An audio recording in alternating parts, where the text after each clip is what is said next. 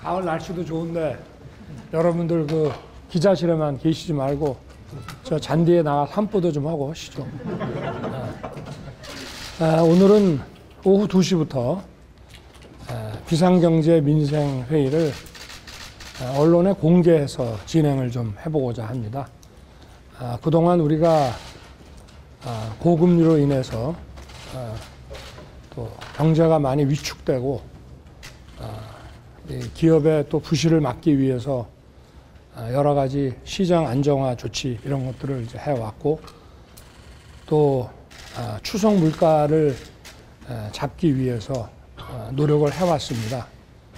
물론 그러면서도 미래 우리 그 먹거리 그 산업에 대한 투자 계획도 게을리하지 않았습니다. 근데 오늘은 이런 고금리 상황에서 기업 활동 또 여러 가지 투자 경제 활동들이 많이 위축이 되기 때문에 각 부처가 그 경제 활동을 좀 활성화하고 수출을 촉진할 수 있는 여러 가지 그 추진 정책들을 좀 내놓고 함께 논의하고 점검하는 그런 회의를 하고자 합니다.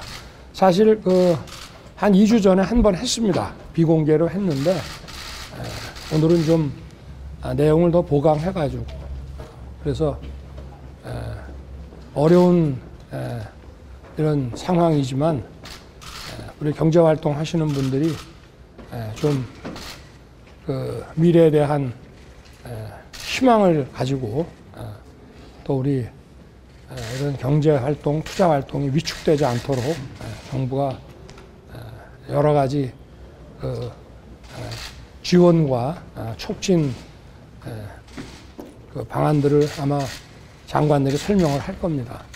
물론 이것이 과거에 우리 경제를 정부가 견인해가는 그런 방식은 아닙니다. 저희는 기본적으로 시장이 공정한 시스템에 의해서 자율적으로 굴러가도록 규제를 풀어나가는 것을 원칙으로 하고 있습니다만은 경제가 좀 어려울 때에는 정부가 좀 뒤에서 밀어주는 그런 다양한 이런 그 실물 쪽에 이런 정책들이 필요하고 또 금융 정책에 관해서도 이런 그 리스크를 대응하는 차원이 아니라 적극적으로 어떤 산업을 좀 지원하기 위해서 수출 금융이라든지 이런 다양한 산업 금융에 대한 얘기도 아마 나오지 않겠나 싶습니다. 뭐 이거는 보시고 여러분들이 좀 미흡하다고 생각하실 수도 있습니다. 왜냐하면 무슨 리허설을 한다든지 이런 걸 하질 않았습니다.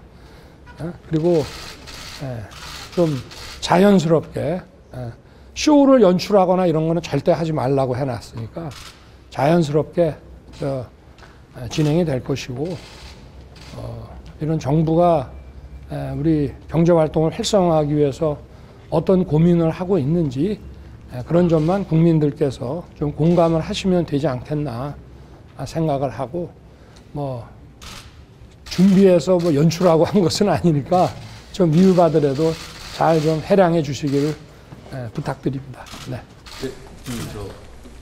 대통령 측근이라는 점 때문에 국정기조실장 면직 관련해서 국민들이 많이 궁금해하는데요. 네. 그 시점도 그렇고 그 사유도 그렇고 네. 인사권자로서 좀 구체적으로 설명을 해주셨으면 좋겠네요. 뭐 일신상의 이유라서 공개하기는 좀 그렇습니다. 그러나 중요한 직책이기 때문에 계속 업무를 또 과중한 업무를 감당해 나가는 것이 맞지 않겠다 해서 본인의 사의를 수용한 것입니다. 네. 무슨 뭐 공적인 거라면 저희가 좀 궁금해하시는 분들한테 말씀을 드릴 수 있지만 개인적인 문제라서 또 뭐 하나만 더 받고 이제 올라가겠습니다. 곧바로 후임은 임명을 하시는지 궁금합니다. 원래 이제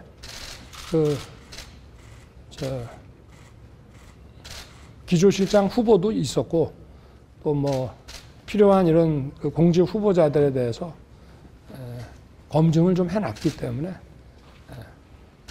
좀 업무가 자연스럽게 연결될 수 있게 신속하게 좀 할 생각입니다. 정책 관련 질문 하나만 드리겠습니다. 그 법무부에서 촉법소년 하야와 관련해서 발표가 있긴 했는데 대선 때 말씀하셨던 것과는 좀 내용이 조금 차이는 있는 것 같고 인권위에서는 이거에 대해서 반대 의견을 좀 내기도 한 것 같더라고요. 그 상당히 좀 궁금합니다. 대선 때도 그 형사 그 처벌할 수 있는 연령을 내리겠다고는 했고 그걸 몇 살로 내릴지를 그거는 좀 봐야 되는 건데 뭐 아마 12살 얘기도 나오긴 했습니다만은 지금 저희들이 한번 통계적으로 검토를 해보니까 일단은 1단계로 13세까지는 범행의 그런 그 잔인함, 중대성 이런 것들을 고려했을 때 이게 소년원의 그 보호 처분 2년 가지고는 도저히 피해자나 또 사회적으로도 범죄 예방을 하기가 어렵다고 판단되는 그런 중대 범죄들이 13세에서 14세 사이에 많이 벌어지고 있기 때문에 일단은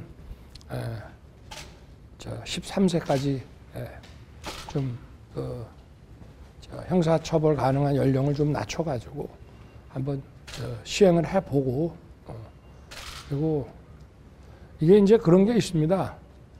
부모 입장에서는 내 아이가 이렇게 강한 처벌을 받을 어떤 위험이 있지 않느냐라는 생각이 들 수도 있지만 또 반면에 피해자라든가 주변에 피해자가 있거나 그런 범죄의 위험성에 대해서 좀 느끼고 계신 분들 입장에서는 약한 거 아니야 이런 생각을 할 수가 있습니다. 그래서 인권이라는 문제가 그 범행 그 당사자의 인권도 중요하지만 실제 피해를 당하거나 잠재적 피해 상태에 놓여 있는 그 많은 그런 사람들의 그 인권도 중요하기 때문에 좀 세계적인 이런 추세에 맞춰서 지금 한번 조치를 한번 해본 것입니다. 자, 오늘 하루 잘 보내십시오.